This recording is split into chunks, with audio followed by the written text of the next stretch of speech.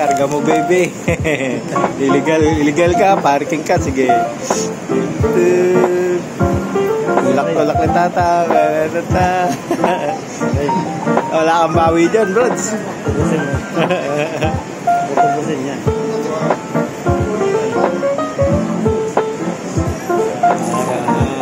Lalagyan yung sabil mo. Kaya titikit mo lang. Ayan, ang napapala ng mga illegal parking. Sige.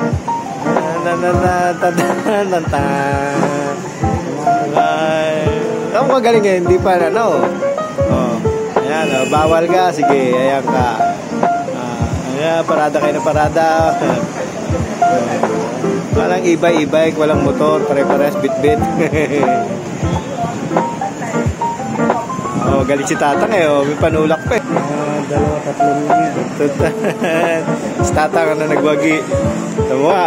Saan pa kayo dyan? Dapat ganyan din sa Pilipinas para walang nang illegal parking tubusan kayo lahat doon.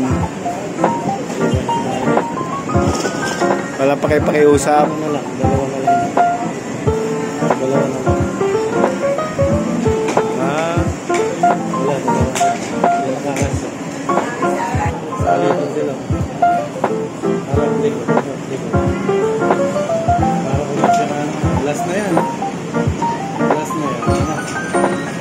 Last na yan. Ayan. Sabi nito, akala nyo hindi kayo babalikan. Pag lumayas siya, kukunin pa yan. Babalikan pa yan.